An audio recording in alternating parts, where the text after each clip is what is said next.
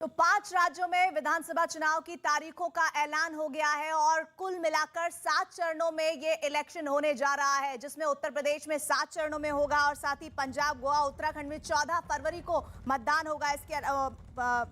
मतदान होगा और जो मतगणना की तारीख है वो 10 मार्च है। इसके अलावा मणिपुर में 27 फरवरी और 3 मार्च को वोट पड़ेगा। यानी अब तैयारियां इन 5 राज्यों में और ज्यादा तेजी के साथ बढ़ाई जाएंगी। लेकिन सबसे अहम बात, इलेक्शन कमीशन ने उन सभाओं पर, साइकिल रैलियों पर, यात्राओं पर, नुक्कड़ सभाओं पर रोक लगा दी गई है। ये सख्त पाबंदियां और साथ ही बूथों पर किस तरह से मास्क की व्यवस्था होगी, सैनिटाइजर होगा, जो 2 गज की दूरी का नियम है उसे भी अपनाए जाने की बात की जा रही है। और साथ ही साथ ये कहा जा रहा है, जो सबसे अहम बात इलेक्शन कमीशन ने अपनी बात में कही, जो सुशील चंद्रा ने कही, उसका मैं जिक्र यहाँ पर करना चाहती हूँ। उन्होंने कहा, यकीन हो तो कोई रास्ता निकलता है, हवा की ओट लेकर भी चिराग जलता है। हम सहयोग करेंगे, पूरा सहयोग करेंगे। बस हमें केवल यह है कि रूलिंग पार्टी के लिए एक रूल और दूसरों के लिए दूसरा रूल नहीं होना चाहिए, यूनिफॉर्म रूल होने चाहिए। सर, इस बार इलेक्शन कमीशन ने 16% पोलिंग स्टेशन बढ़ाए हैं सर, पहले से। ये एक अच्छा कदम है। महिला मैन स्टेशंस भी बढ़ाए हैं, युवा वोटर्स के पार्टिसिपेशन को बढ़ाया है, डिसेबल्ड लोग भी इलेक्टोरल बूथ को मैनेज करेंगे, ये भी बढ़ाया है।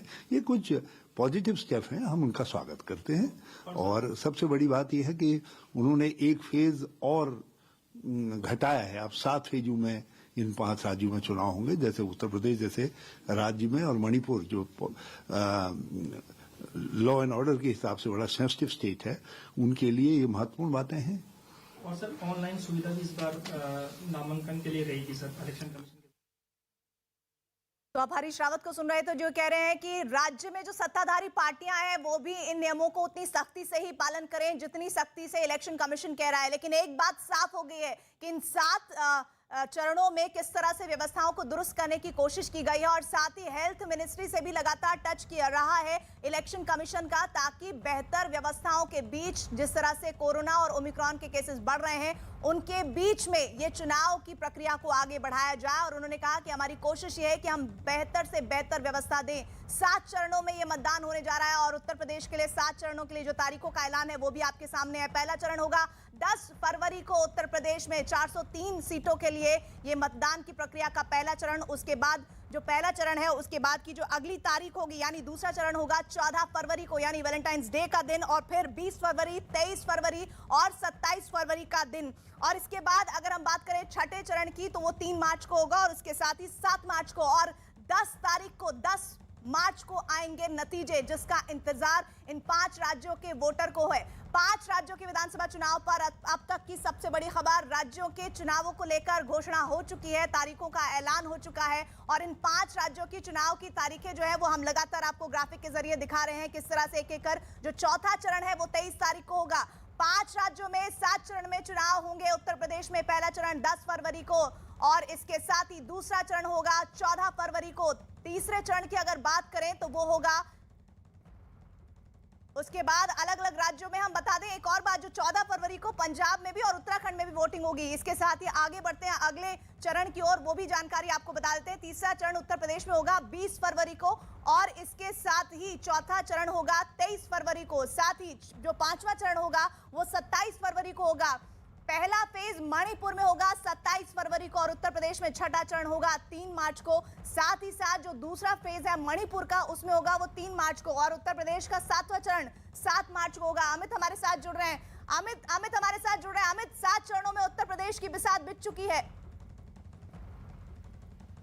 जी हाँ, बिल्कुल 7 चरणों में उत्तर प्रदेश में चुनाव होंगे। 10 फरवरी, 14 फरवरी, 20 फरवरी, 23 फरवरी, 27 फरवरी, 3 मार्च, 7 मार्च और 10 मार्च को काउंटिंग हुई। देखिए, थोड़ी देर पहले अखिलेश यादव ने एक प्रेस कॉन्फ्रेंस की थी और अखिलेश यादव ने प्रेस कॉन्फ्रेंस करके वो कहा था कि ठीक है, चुनाव आयोग जो भी शर्तें रखेगा उन सभी शर्तों को माना जाएगा, लेकिन जिस तरीके से कोविड प्रोटोकॉल का पालन करने के बाद डिजिटल रैलीज के लिए, तो डिजिटल रैलीज के लिए उन्होंने माना, अखिलेश यादव ने माना था कि बीजेपी उसमें बहुत आगे है, वो उतना बेहतर नहीं। और जिस तरीके से चुनाव आयोग ने यह फैसला लिया है और कहा है कि 15 जनवरी तक सभी तरीके की रैलियां वो नहीं होंगी, चाहे वो साइकिल रैली हो, चाहे वो चुनावी रैली, किसी तरीके की चुनावी रैली नहीं होगी। तो जाहिर तौर पे ये पहली बार देश के इतिहास में ये पहली बार ऐसा हुआ कि आचार संहिता लागू होते ही चुनाव आयोग ने ये फैसला सुनाया है, कहा है कि कोविड प्रोटोकॉल को देखते हुए कोविड के लिए। प्रियंका मेरे साथ रुड़की से जुड़ गए हैं। उत्तराखंड में एक फेज में 14 फरवरी वैलेंटाइंस डे को होगा चुनाव।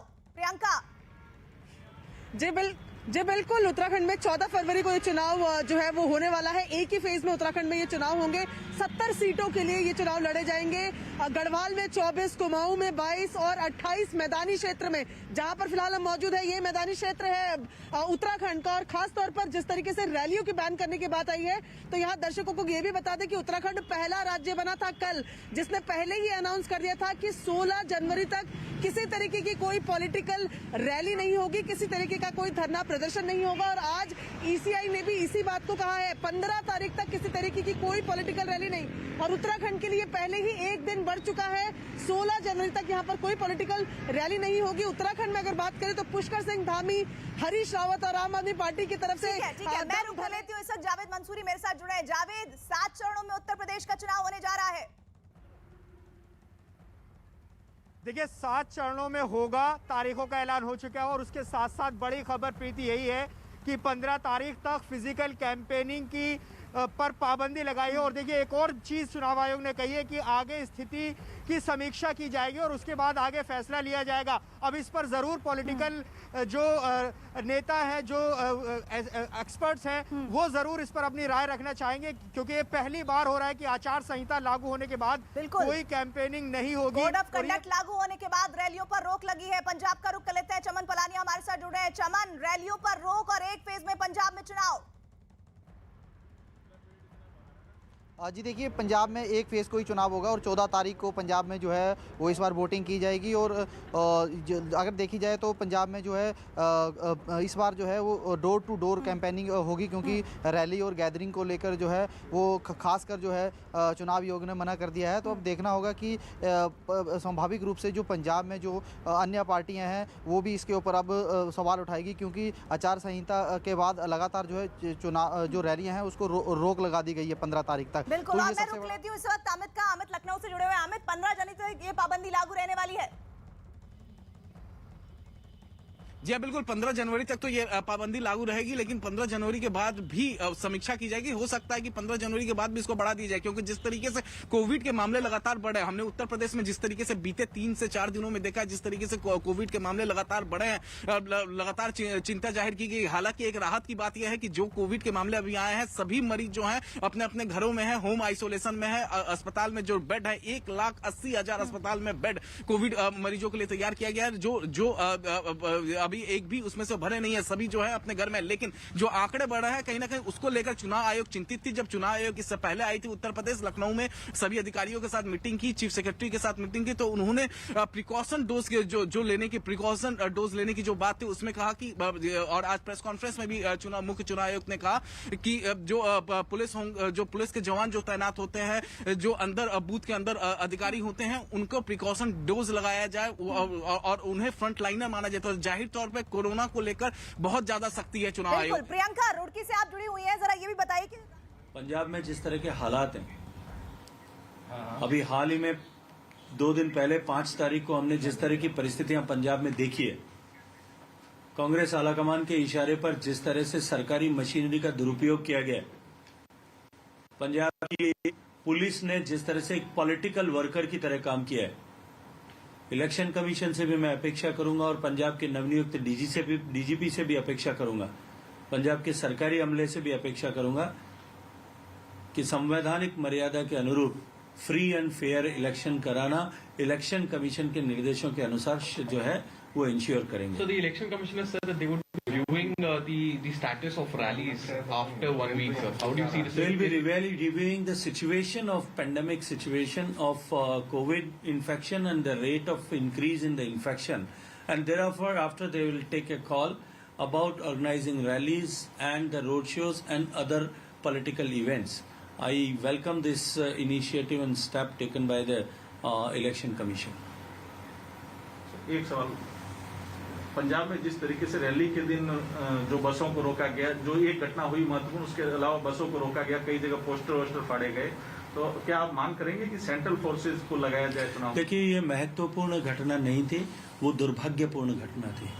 और देश के 135 करोड़ लोगों ने, चाहे वो किसी भी राजनीतिक विचारधारा के होंगे, शायद कुछ लोगों का साहस नहीं होगा कि अपनी राजनीतिक विचारधाराओं के चलते हुए खुले में आकर के इसकी निंदा करें, लेकिन अकेले में बैठ करके शायद हर एक व्यक्ति ने इसकी निंदा की होगी।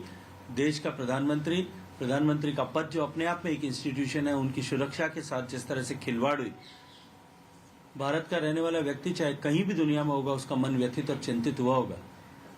जहां तक फ्री एंड फेयर इलेक्शन कराने का विषय है, तो केंद्रीय मंत्री गजेंद्र सिंह शेखावत को आप सुन रहे थे, जो कह रहे हैं फ्री एंड फेयर इलेक्शन होना चाहिए।